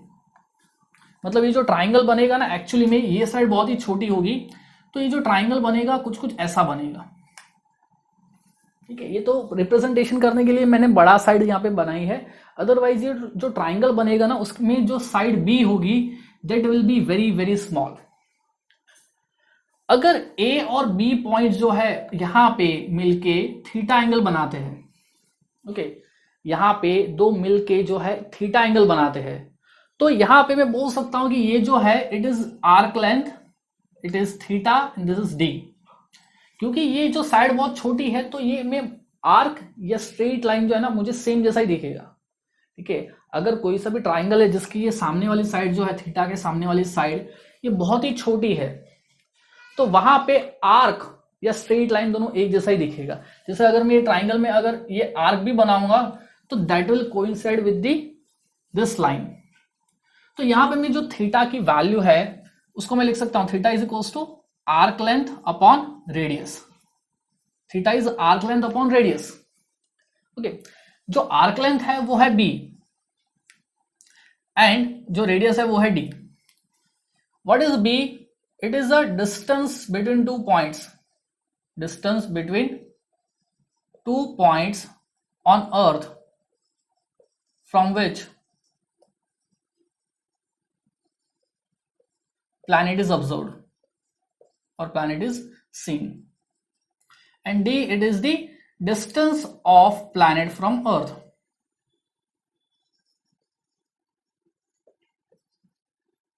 ठीक है, तो यहां पे मुझे जो है वो ये फाइंड करना है कि ये कैपिटल डी कितना होगा, तो कैपिटल डी को मैं लिख सकता हूं बी बाई थीटा। लेकिन यहाँ पे याद रखना है जो थीटा है यहाँ पे हमेशा रेडियन में होना चाहिए, तभी जाके जो है मैं ये इक्वेशन अप्लाई कर सकता हूं। ठीक है, अब यहाँ पे जो सिंपल सा हम देख सकते हैं कि जो इक्वेशन है बहुत ही सिंपल है कि जो distance between the earth and the planet is equals to B which is the distance between the 2 points from which the observation is made by theta. Theta is the angle subtended by 2 observation points on that planet. जी, जो इसका दूसरा application है that is to calculate the size of the planet. ठीक है, तो जब size major करना होता है तो उसमें क्या करते हैं हम अर्थ से, ठीक है, अर्थ से एक पॉइंट पे जो प्लैनेट है, ठीक है, जो प्लैनेट है उसके दो एक्सट्रीम पॉइंट जो है उसको हम व्यू करते हैं। अर्थ के एक पॉइंट से प्लैनेट के दो एक्सट्रीम पॉइंट्स है, इसको मैं बोल देता हूं let's say this is A and this is B. उस अर्थ के एक पॉइंट से हम प्लैनेट के दो एक्सट्रीम पॉइंट्स को व्यू करते हैं। So this distance between A and B it is equals to the diameter of the planet. ठीक है, and this is the capital D. Capital D it is the distance of planet from Earth. And small d it is the diameter of planet, जो हमें determine करना है। अगर ये दो extreme points है वो मिलके थीटा एंगल सबटेंड कर रहे हैं, ठीक है, जो थीटा एंगल सबटेंड कर रहे हैं, तो यहां पे भी आप देख सकते हैं कि जो स्मॉल डी है that is very very less than the capital D. Actual size में हम देखेंगे कि जो प्लैनेट की साइज है ना वो डिस्टेंस के कंपैरिजन में बहुत ही छोटी होगी। तो ये जो ट्राइंगल होगा ना उसमें ये साइड बहुत छोटी होगी और जो ट्राइंगल बनेगा कुछ कुछ ऐसा बनेगा जिसमें एक साइड बहुत ही छोटी है। तो वहां पे यहां पे मैं बोल सकता हूं कि जो आर्क लेंथ और ये जो स्ट्रेट लाइन है दोनों सेम ही बनेगा। तो इस ट्राइंगल के लिए मैं इक्वेशन अप्लाई कर रहा हूं, theta that is in radian equals to arc length upon radius for this triangle. ठीक है, इस पॉइंट को मैं बोल देता हूं लेट्स से P। ठीक है, तो मैंने जो ट्राइंगल बना PAB उसके लिए जो इक्वेशन अप्लाई किए, theta is equals to arc length upon radius, where arc this is the arc जो हमारा अननोन है, and radius is this is the capital D and it is small d, और ये जो है ये थीटा होगा। तो ये जो ट्राइंगल है वो एक्चुअली में ऐसा होगा, मैंने यहां पे रिप्रेजेंट करने के लिए थोड़ा सा साइज ज्यादा बनाया है। तो this will be theta equals to arc length upon radius small d upon capital D, this is the radius. अब मुझे यहाँ पे स्मॉल d निकालना है तो मैं यहाँ पे लिख सकता हूं small d equals to theta into capital D। ठीक है, बट ये जो इक्वेशन है उसमें हमें ध्यान रखना है जो थीटा है वो हमेशा रेडियन में ही हो, और मुझे यहाँ पे जैसे हमारे यहाँ पे पैरामीटर्स है वो अननोन जो है वो वही यूनिट में आएंगे जो दूसरा यूनिट हम लेंगे। जैसे फॉर एग्जांपल अगर मुझे यहाँ पे कैपिटल D लेना है तो B और कैपिटल D का यूनिट सेम होगा। अगर B किलोमीटर में है तो DB किलोमीटर में ही होगा, और यहाँ पे जो स्मॉल d और कैपिटल D का यूनिट सेम ही आएगा। अब जैसे पैरेलैक्स मेथड है वहां पे हम मेजरली एक ही इक्वेशन यूज करते हैं, theta equals to arc length upon radius. लेकिन यहाँ पे जो अननोन है उसको समझने के लिए डायग्राम बनाना, रफ डायग्राम बनाना इट इज अ नेसेसरी, ठीक है, समझने के लिए, otherwise it may create a confusion. जैसे यहाँ पे गिवन है as measured from two diametrically opposite points on earth a planet subtends an angle of 1 arc minute if average radius of the earth is 6400 kilometer, calculate the distance of planet from the earth in AU, that is astronomical unit। Given है कि जो अर्थ से दो diametrically opposite points है वहां से planet को view कर रहे हैं। ठीक है, ये जो पॉइंट्स है उसको मैंने बोल दिया A और B, यहां से प्लैनेट को व्यू कर रहे हैं, और जो प्लैनेट है वो एंगल सबटेंड कर रहा है वो 1 arc minute, it is 1 arc minute, and this distance which is forming arc, ठीक है, और यहां पे जो डिस्टेंस है that is equals to 2 times the radius, where r it is the radius of earth, r is the radius of earth which is 6400 kilometre. ठीक है, और हमें ये जो डिस्टेंस है वो निकालना है। अब यहाँ पे आप देखिए ये जो ट्राइंगल बन रहा है ना, एक्चुअली में ये जो पार्ट होगा बहुत ही छोटा होगा, ये जो एंगल है बहुत ही छोटा एंगल है, 1 arc minute, it is a very very small angle. तो यहां पे जो ट्राइंगल बनेगा वो एकदम ऐसा बनेगा। तो यहां पे मैं इक्वेशन लगाऊंगा theta equals to arc length upon radius, but यहां पे जो एंगल है बहुत छोटा है और आर्क मिनट में है तो उसको मुझे रेडियन में कन्वर्ट करना पड़ेगा। और मेरे पास जो यहाँ पे D है it is the distance of the planet from the अर्थ, वो अननोन है, वो अननोन है। और यहाँ पे जो थीटा है ना वो 1 आर्क मिनट है।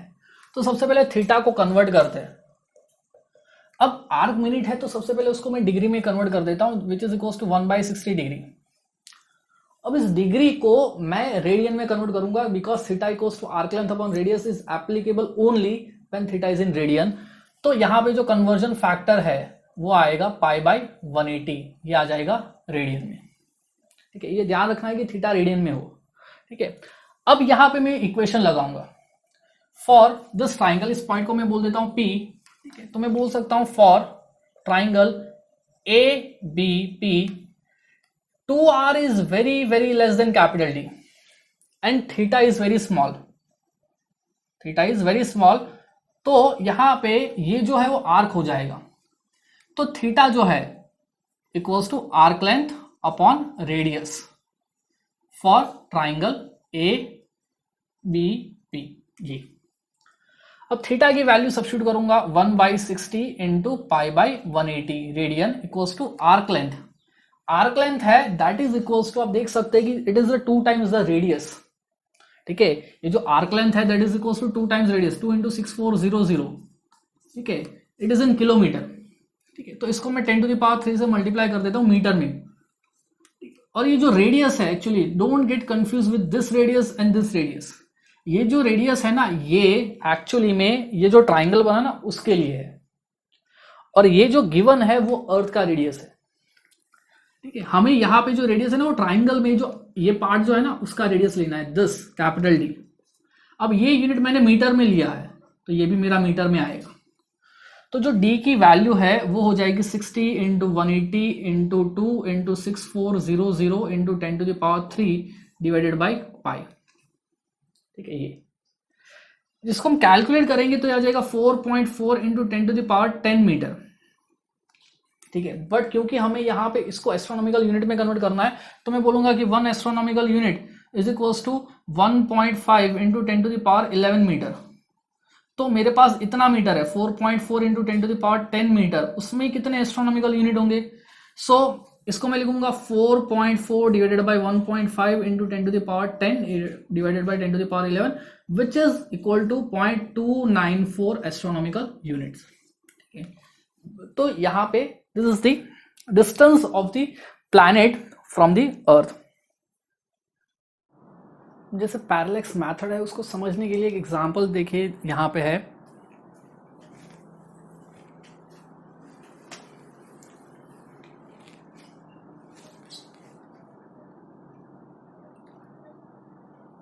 जो पैरेलैक्स मेथड है उसको समझने के लिए एक एग्जांपल कंसिडर करते हैं।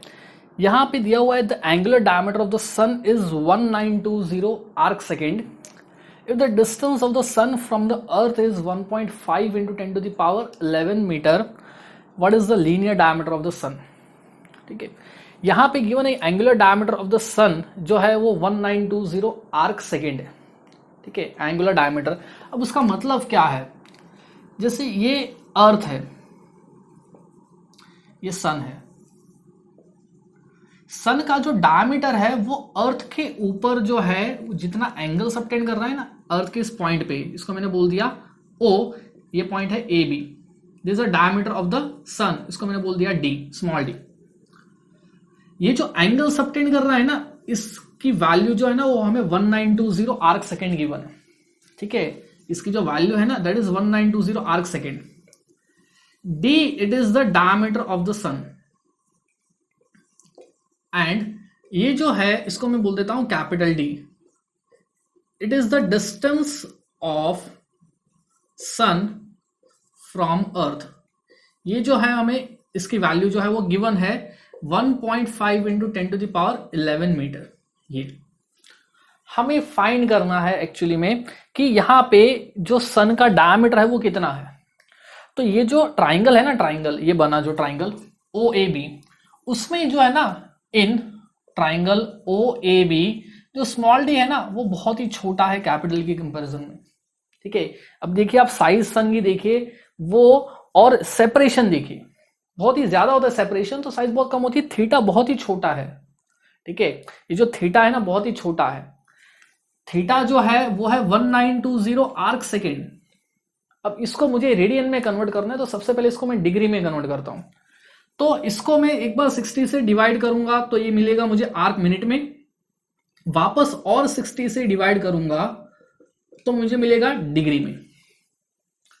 अब इसी डिग्री को मैं पाई बाई 180 से मल्टीप्लाई करूंगा तो मुझे रेडियन में मिल जाएगा। ठीक है, और जो थीटा है ना वो है 1920 by 60 into 60 into pi by 180, this is the theta in radian.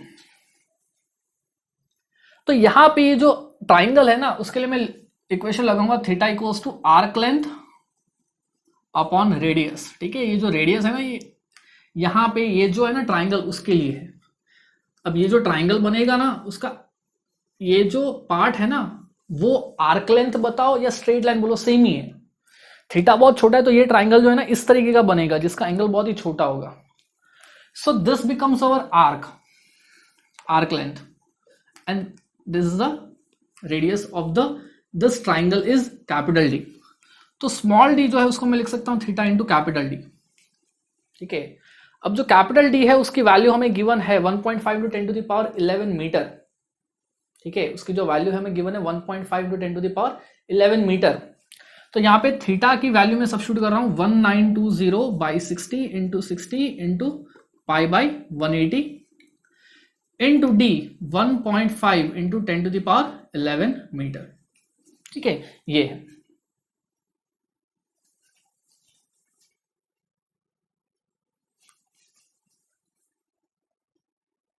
इसको जब हम कैलकुलेट करेंगे यहाँ पे तो ये हो जाएगा 1.4 into 10 to the power 9 metre.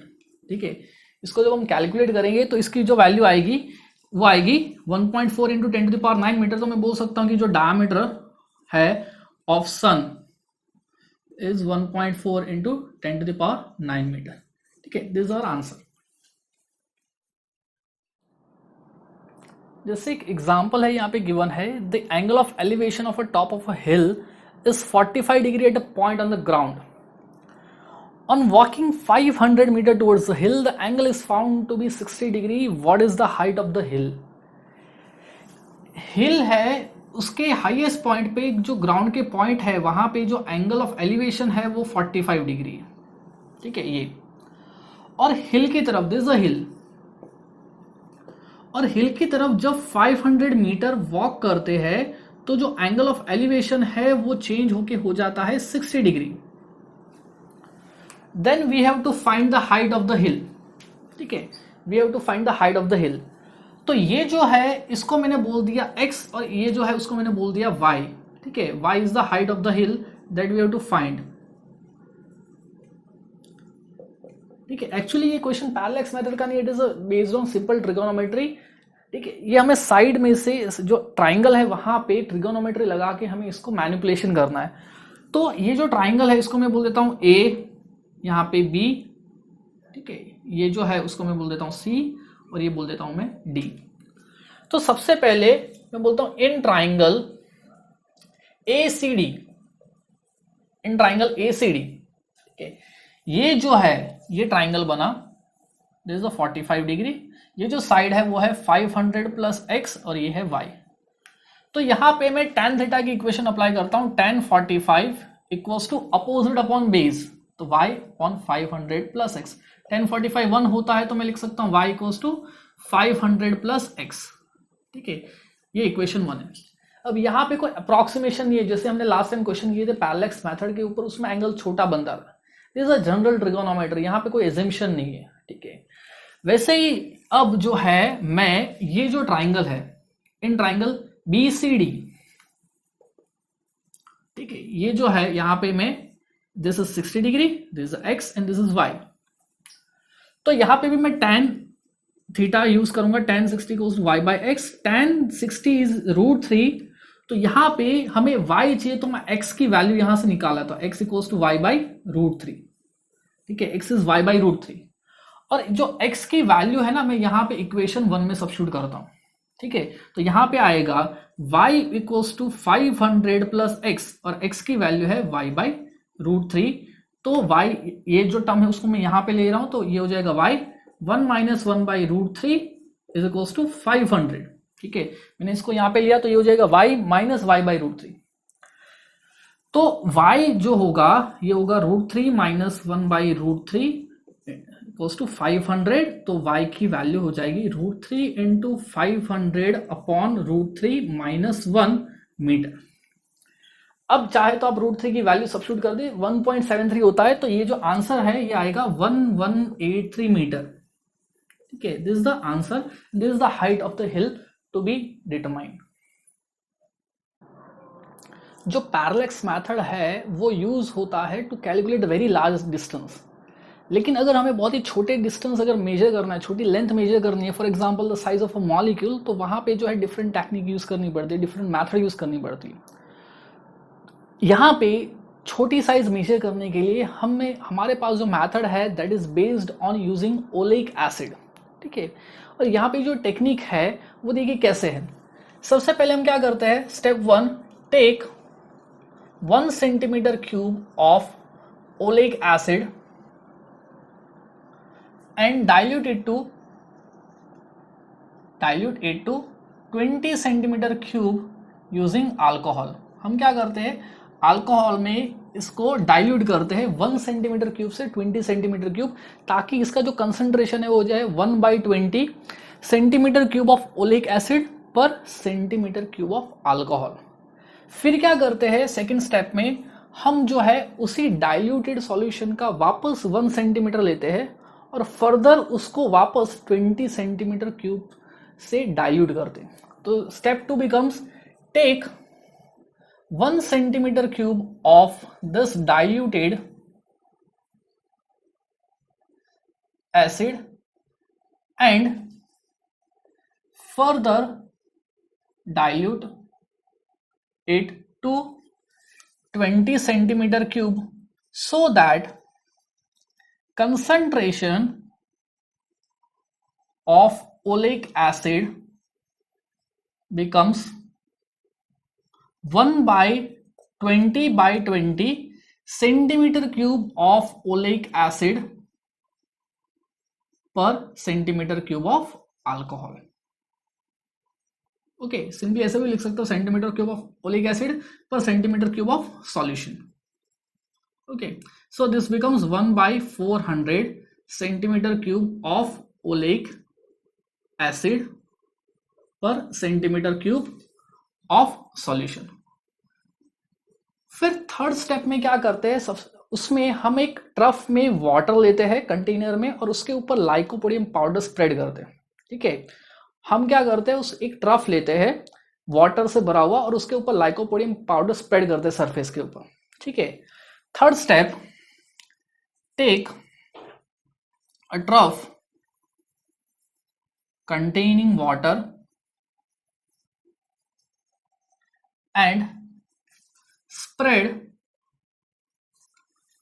some lycopodium powder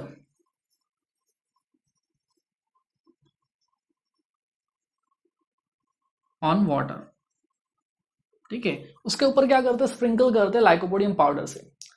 उससे क्या होता है कि जो भी हम सॉल्यूशन इसके ऊपर डालने वाले ना, इसका इवनली स्प्रेड हो जाता है जल्दी से, इसलिए हम लाइकोपोडियम पाउडर यूज करते हैं. जो फोर्थ स्टेप है वो क्या करते हैं, उसमें हम जो है कुछ ड्रॉप्स जो है ये सॉल्यूशन के इस लाइकोपोडियम पाउडर के ऊपर डालते हैं और उससे क्या होता है कि जो फिल्म बनेगी एक, that will B approximately circular. ठीक है, यहाँ पे एक कंटेनर है, ये वाटर सरफेस है, इसके ऊपर लाइकोपोडियम पाउडर डाला है, उसके ऊपर जो है हम कुछ ड्रॉप्स ऑफ सॉल्यूशन डालेंगे. तो यहाँ पे जो सॉल्यूशन जो है वो अप्रोक्सीमेटली एक सर्कुलर फिल्म में स्प्रेड हो जाएगा. ठीक है, दिस इज द सॉल्यूशन. तो जो फोर्थ स्टेप है, तो उसमें क्या करते हैं, measure the volume of each drop and pour few drops on lycopodium powder so that the film so formed will be approximately circular and the solution will only contain oleic acid, because alcohol जो है वो क्या है, actually में एक volatile liquid है, तो वो जो है वहां पे नहीं रहेगा, तो सिर्फ और सिर्फ ओलिक एसिड ही रहेगा. तो मतलब क्या, अगर n नंबर ऑफ ड्रॉप्स है, if n drops each of volume V are used, तो टोटल ओलिक एसिड कितना हो जाएगा, N into V by 400 centimetre cube of oleic acid. ठीक है, इतना हो जाएगा. अब यहां पे जो है ना एक पतली सी फिल्म बन जाएगी. ठीक है, यहां पे जो है ना एक पतली सी फिल्म बन जाएगी और यहां पे ये जो फिल्म होगी ना, that will B of unimolecular thickness. ये जो फिल्म होगी that will B of thickness T. ये जो है R रेडियस ऐसा बन जाएगा और ये जो थिकनेस होगी ना T, that will be equal to the size of the molecule, क्योंकि यहाँ पे जो है ना हमने सॉल्यूशन इतना डाइल्यूट किया हुआ है ताकि उससे क्या होगा, जो अल्कोहल है पूरा इवेपोरेट हो जाएगा और सिर्फ ओलिक एसिड बचेगा जिसकी क्वांटिटी बहुत ही कम है। तो ये जो फिल्म है एकदम पतली सी बन जाएगी। और अगर इसका जो एरिया अगर ए है तो मैं बोल सकता हूं यहां से वॉल्यूम ऑफ फिल्म कितना हो जाएगा, area cross section area into thickness. ठीक है, तो यहां से मैं बोल सकता हूं कि जो A इंटू टी है that is equal to N into V by 400। तो जो T है that is equal to N into V by 400 into A, where T is the thickness of the film। Okay, जो T है that is the thickness of the film which is nearly equal to size of the oleic acid।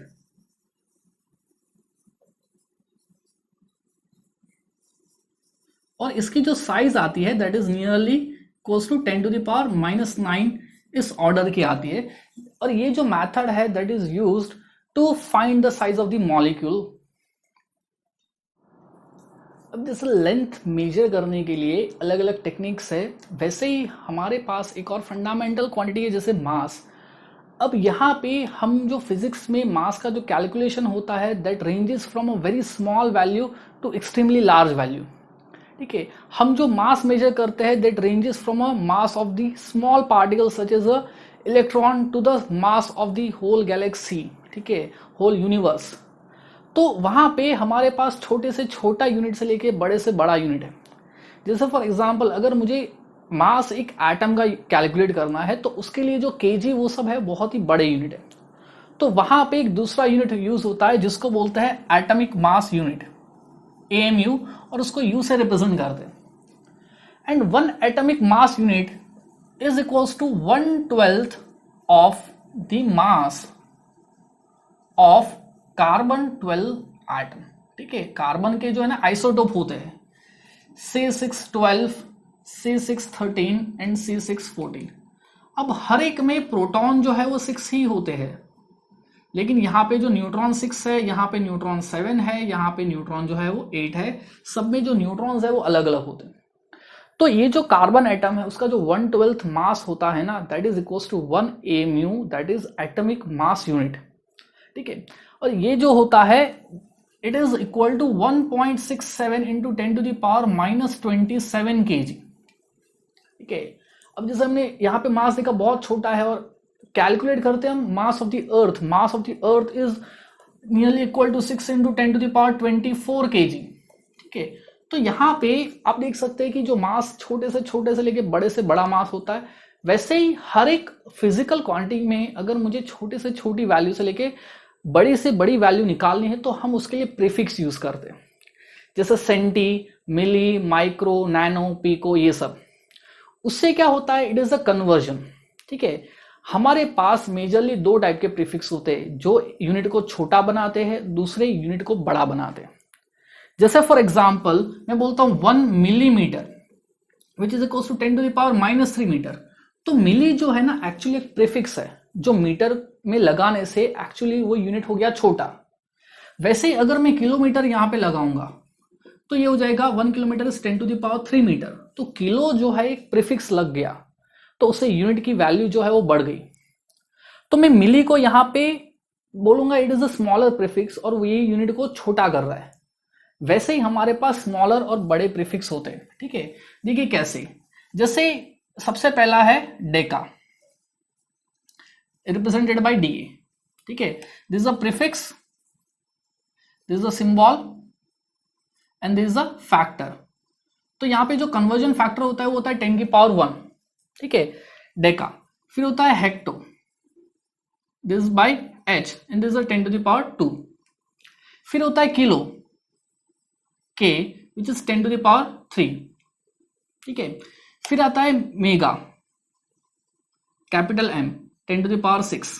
फिर आता है giga, capital G 10 की power 9। फिर आता है टेरा, capital T 10 की पावर 12। ठीक है, फिर आता है पेटा, कैपिटल P 10 की पावर 15। ठीक है, यहां पे लगाने से क्या होता है कि कोई भी यूनिट के पीछे लगाने से ये जो वैल्यू है वो बढ़ा देता है। जैसे फॉर एग्जांपल मैं बोलता हूं 1 kilometre is 10 to the power 3 metre, 1 megametre is 10 to the power 6 metre, या 1 megawatt is 10 to the power 6 watt. ठीक है, वैसे ही हमारे पास छोटे प्रीफिक्स भी है। ठीक है, the prefix symbol and there is a factor. ठीक है, कैसे? सबसे पहले है डेसी, रिप्रेजेंटेड बाय डी, और ये जो कन्वर्जन फैक्टर होता है 10 टू द पावर -1, जैसे 1 decimetre is 10 to the power -1 metre. Metre एक हमारा एक यूनिट है जिसके पीछे ये प्रीफिक्स लगते हैं। ऐसा नहीं, मीटर के पीछे ऑलमोस्ट हर एक यूनिट के पीछे प्रीफिक्स हम लगा सकते हैं। ठीक है, इससे हमें पता चलेगा कि जो यूनिट है वो कितना बड़ा कितना छोटा हो जाता है। डेसी, फिर होता है centi, C 10 to the power -2। ठीक है, फिर आता है milli, M 10 to the power -3। फिर आता है माइक्रो, इसका सिंबल है म्यू से रिप्रेजेंट करते हैं 10 टू द पावर -6। फिर आता है nano, N 10 to the power -9। फिर आता है pico, P 10 to the power -12। ठीक है, फिर आता है femto, F 10 to the power -15। फिर आता है atto, A 10 to the power -18।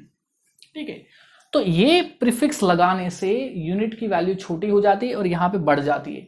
लेकिन यहां पे जनरली एक कंफ्यूजन हो जाता है कि कब पॉजिटिव पावर यूज करनी है, कब नेगेटिव पावर यूज करनी है। उसके लिए एक बहुत ही सिंपल सी लॉजिकल ट्रिक है। ठीक है, जिससे आपको पता चलेगा, कंफ्यूजन दूर हो जाएगा कि कब पॉजिटिव पावर यूज करनी है, कब नेगेटिव पावर। जैसे हमने प्रीफिक्स देखे कि स्मॉलर प्रीफिक्स, बिगर प्रीफिक्स, तो वहां पे यूज करना है, तो जनरली एक कंफ्यूजन होता है, उसको अवॉइड कैसे करते हैं।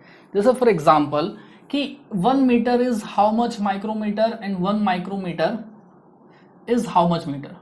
जैसे यहाँ पे दोनों में माइक्रो वाला फैक्टर है। ठीक है, तो अब मुझे देखना है कि कहीं पे +6 आएगा 10 की पावर, दूसरे में 10 की पावर -6, तो वो कैसे कंफ्यूजन में दूर करूं, उसके लिए एक सिंपल सा लॉजिकल ट्रिक है। ठीक है, कैसे? जैसे मैं क्या कर सकता हूं, मेरे पास 10 मीटर है, इसको मैं 1000 सेंटीमीटर भी लिख सकता हूं, और इसको मैं चाहूं तो 0.01 किलोमीटर भी लिख सकता हूं। ठीक है, मतलब मीटर को 100 से मल्टीप्लाई किया तो सेंटीमीटर में कन्वर्ट हो गया, और मीटर को 1000 से डिवाइड किया तो ये किलोमीटर में हो गया। तो आप जरा इसको देखिए कि सबकी जो एक्चुअली में वैल्यू है ना, ये तीनों की सेम है। 10 metre is equals to 1000 centimetre is equals to 0.01 kilometre, ये सेम है। ठीक है, तो एक चीज का ध्यान रखिए कि यहां पे मीटर से जब हम सेंटीमीटर में जा रहे हैं, मीटर से जब हम सेंटीमीटर में जा रहे हैं, तो आप देखिए मीटर बड़ा यूनिट है, सेंटीमीटर छोटा यूनिट है। तो बड़े यूनिट से छोटे यूनिट में जा रहे हैं, तो यूनिट छोटा हो रहा है तो न्यूमेरिकल वैल्यू बढ़ेगी। ठीक है, यूनिट छोटा हो रहा है तो न्यूमेरिकल वैल्यू बढ़ेगी। और यहां से यहां पे जाइए तो यहां पे देखिए यूनिट बढ़ रहा है, किलोमीटर बड़ा यूनिट है, मीटर से किलोमीटर में जा रहे हैं तो किलोमीटर यूनिट बढ़ रहा है, तो वहां पे जो है वो न्यूमेरिकल वैल्यू जो है वो कम होगी। क्योंकि कोई भी जो वैल्यू होती है, फिजिकल क्वांटिटी होती है, उसमें दो चीजें होती है, एक तो न्यूमेरिकल वैल्यू और दूसरा होता है यूनिट, n इंटू यू। जब हम एक सिस्टम से दूसरे सिस्टम में जाते हैं तो ये जो फिजिकल क्वांटिटी की वैल्यू है ना, उसमें कभी कोई चेंज नहीं आता। मतलब क्या कि the product of n into you जो होता है ना, ये होता है कांस्टेंट। मतलब n1 u1 equals to n2 u2। n1 क्या है? It is the numerical value in system 1, n2 it is the numerical value in system 2। u1 is the unit 1 and u2 is the unit 2। जैसे हमने इसको मैं n1 u1 n2 u2 ऐसे, मतलब n into you is constant. अगर unit बढ़ेगा तो number हमेशा कम होगा। जैसे यहां पे देखिए मीटर से हम माइक्रोमीटर में जा रहे हैं। अब सोचिए कि माइक्रोमीटर जो है छोटा यूनिट है, मीटर बड़ा यूनिट है, मतलब यहाँ पे यूनिट जो है ना वो कम हो रहा है, तो नंबर बढ़ेगा, तो नंबर आएगा पॉजिटिव। और माइक्रो में पता है आपको 6 का फैक्टर होता है, तो यहाँ पे 10 की पावर +6 लगेगा। वैसे ही माइक्रोमीटर से मीटर में जाना है, तो आप देखिए कि यहाँ पे माइक्रोमीटर छोटा यूनिट है और यहां से हम बड़े यूनिट में जा रहे हैं। छोटे यूनिट से बड़े यूनिट में जा रहे हैं, तो यूनिट बढ़ रहा है तो नंबर कम होगा। तो यहाँ पे 10 की पावर +6 नहीं आएगा, क्योंकि नंबर हमें कम करना है, तो यहाँ पे आएगा 10 की पावर -6। ठीक है, ऐसे ये चीज लगाते हैं कि जब भी यूनिट बढ़ रहा है ना, यूनिट बड़ा हो रहा है, तो न्यूमेरिकल जो पावर आएगा माइनस आएगा। अब जब यूनिट छोटा हो रहा है ना, तो पावर हमेशा प्लस आएगा। इसको समझने के लिए एक और एग्जांपल लेते हैं। जैसे 1 nanometre is equals to dash metre and 1 metre is dash nanometre. ठीक है, अब नैनो में हमें पता है कि जो नैनो का कन्वर्जन होता है वो 10 की पावर -9 होता है, लेकिन वो नैनोमीटर से मीटर में जाने। ठीक है, तो अब यहां पे देखिए जो कंफ्यूजन जनरली क्या होता है कि एग्जाम टाइम पे इतना दिमाग नहीं चल पाता है, तो हमारी जो अंडरस्टैंडिंग होती है ना, वहां पे जो भी हमने समझा है ना, वहां पे वो काम आता है। नैनोमीटर से मीटर में जा रही है, छोटा यूनिट है और ये बड़ा यूनिट है। नैनो जो है स्मॉलर प्रीफिक्स है, तो छोटे से बड़े में जा रहे हैं, तो यूनिट बढ़ रहा है तो नंबर कम होगा, तो यहाँ पे पावर नेगेटिव आएगी। अब यहाँ पे मीटर जो है बड़ा यूनिट है, नैनोमीटर जो है वो छोटा यूनिट है, तो यूनिट कम हो रहा है तो पावर पॉजिटिव आएगी, it will be 10 to the power +9 ऐसे। ठीक है, अब यहाँ पे जैसे यहाँ पे देखा कि हमने कन्वर्जन कैसे करना है, कि कन्वर्जन में हमने देखा कि जो छोटे से छोटे चीजों को एकदम बड़ी चीजों में भी कन्वर्ट कर सकते हैं। जैसे और मुझे कन्वर्जन फैक्टर निकालना है, जैसे 1 kilometre is equals to how many mm। तो यहाँ पे सबसे पहले हम क्या करते हैं, किलोमीटर को मीटर में कन्वर्ट करेंगे और फिर मीटर को mm में कन्वर्ट करेंगे। ठीक है, तो इसको मैं लिख सकता हूं 1 kilometre is equals to 10 to the power 3 metre. Kilo का कन्वर्जन फैक्टर पता है 3 होता है, और किलोमीटर बड़ा यूनिट है और मीटर छोटा है, तो बड़े यूनिट से छोटे यूनिट में जा रहे हैं तो पावर जो है वो पॉजिटिव आएगा। अब मीटर से मुझे mm में जाना है। ठीक है, अब इसको मैं लिख लेता हूं 10 to the power 3 into 1 metre. अब मीटर को मुझे वापस mm में कन्वर्ट करना है, तो मीटर से mm में जा रहे हैं, मिलीमीटर, mm बोले तो मिलीमीटर, तो मिली में फैक्टर होता है 10 की पावर -3 का, लेकिन यहां पे मीटर से मिलीमीटर में जा रहे हैं। मीटर बड़ा यूनिट है, मिलीमीटर छोटा यूनिट है, तो यूनिट छोटा हो रहा है तो नंबर जो है वो बढ़ेगा, तो पावर यहाँ पे पॉजिटिव आएगा। तो 1 मीटर जो है तो इसको मैं लिखूंगा 10 to the power 3 mm, तो ये हो जाएगा 10 to the power 6 mm ऐसे। ठीक है, यहां पे अब जैसे मुझे बताना है कि 1 nanometre is how much micrometre. अब यहां पे दोनों प्रीफिक्स ही हमने लगाए हुए, तो ये कैसे सॉल्व करेंगे, तो सेम सबसे पहले हम नैनोमीटर को मीटर में कन्वर्ट करेंगे, फिर मीटर को माइक्रोमीटर में कन्वर्ट करेंगे ऐसे। उससे क्या होता है, आसान होता है। डायरेक्टली हम लिख सकते हैं कि जो नैनोमीटर से माइक्रोमीटर, नैनोमीटर छोटा है, माइक्रोमीटर उससे बड़ा है। नैनोमीटर में 10 की पावर -9 का फैक्टर आता है, माइक्रो में 10 की पावर -6 आता है, तो डिफरेंस आया 3 का। हमें पता है कि डिफरेंस 3 का आया, अब +3 लगाना है -3 लगाना है, वो कैसे पता चलेगा, सिंपल यहां पे देखिए कैसे। नैनोमीटर छोटा यूनिट है, माइक्रोमीटर बड़ा यूनिट है। नैनोमीटर जो है छोटा है, अब देखिए माइक्रोमीटर बड़ा है उसके कंपैरिजन में, तो यूनिट जो है बढ़ रहा है तो नंबर घटेगा। नंबर घटेगा मतलब पावर कितनी आएगी, 10 की पावर -3 आएगी। इसको अगर मैं चाहूं तो नॉर्मल तरीके से सॉल्व कर सकता हूं। जैसे 1 नैनोमीटर है, सबसे पहले उसको मीटर में कन्वर्ट कर लेता हूं, 10 की पावर -9 मीटर। ठीक है, ऐसे, और मीटर को मैं 1 मीटर लिख लेता हूं। जैसे नैनोमीटर से मीटर में जा रहे तो सेम यूनिट बढ़ रहा है, नंबर कम होगा। मीटर को वापस में माइक्रोमीटर में कन्वर्ट करूंगा। ठीक है, मीटर को वापस में माइक्रोमीटर में कन्वर्ट करूंगा। मीटर से माइक्रोमीटर जा रहे हैं, मीटर बड़ा है, माइक्रोमीटर छोटा है, यूनिट कम हो रहा है, नंबर बढ़ेगा, तो +6 आएगा माइक्रोमीटर। ठीक है, मीटर से माइक्रोमीटर में जा रहे हैं, metre is a bigger unit, micrometre is a small unit. Metre से माइक्रोमीटर में जाने का फैक्टर जो 6 है, तो ये आ गया, तो ये हो जाएगा 10 की पावर -3 माइक्रोमीटर। ठीक है, तो ऐसे हम क्या कर सकते हैं, कोई सा भी अगर कन्वर्जन फैक्टर है उसको इजिली हम सॉल्व कर सकते हैं using smaller and bigger prefix. ठीक है, तो ऐसा नहीं है कि जो भी हमें प्रीफिक्स दिखे वो सिर्फ और सिर्फ लेंथ का जो यूनिट है मीटर उसके पीछे लगाते हैं। ये जो प्रीफिक्स है वो जनरली बहुत सारे यूनिट्स के पीछे लगते हैं। टाइम, ठीक है, पावर जो है, वर्क है, उन सब के यूनिट के पीछे हम लगा सकते हैं। जैसे फॉर एग्जांपल यहाँ पे गिवन है कि 1 millisecond is how much hour which is a time, 15 microgram is how much kg, 20 millilitre is how much litre and 50 milliwatt is how much megawatt. तो यहाँ पे मुझे कन्वर्ट करना है, तो सबसे जो पहला है वो है 1 millisecond is how much hour. तो यहाँ पे सबसे पहले 1 मिलीसेकंड को मैं सेकंड में कन्वर्ट करूंगा। ठीक है, अब यहाँ पे मिली सेकेंड से सेकेंड में जा रहे हैं, तो यहाँ पे जो है यूनिट बढ़ रहा है, तो नंबर जो है वो कम होगा, तो यहाँ पे पावर नेगेटिव में लगेगी, दैट इज 10 की पावर -3। तो अब इसको मैं लिख लेता हूँ 10 की पावर -3 इंटू 1 सेकेंड। अब 1 आवर में 3600 सेकेंड्स होती है, ठीक है। 1 आवर में 3600 सेकेंड्स होती है, तो एक सेकेंड में कितने आवर होंगे? तो यहाँ पे ये हो जाएगा 1/3600, तो ये हो जाएगा 10 की पावर -3 बाई 3600, ये हो जाएगा आर। तो ये आएगा 1/3.6 इंटू ये 3 पावर, तो ये हो जाएगा 10 की पावर 6 आर में, ठीक है। तो ये है हमारा कन्वर्जन। जो दूसरा कन्वर्जन है वो है 15 microgram is how much KG. तो यहाँ पे सबसे पहले मैं माइक्रोग्राम को ग्राम में कन्वर्ट करूंगा।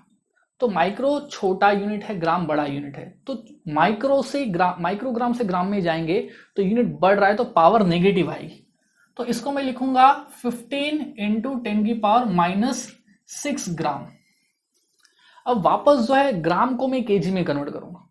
अब ग्राम से किलोग्राम जा रहे हैं, तो यूनिट बढ़ रहा है, तो पावर वापस से कम होगी, ठीक है। तो इसको मैं कैसे लिखूंगा?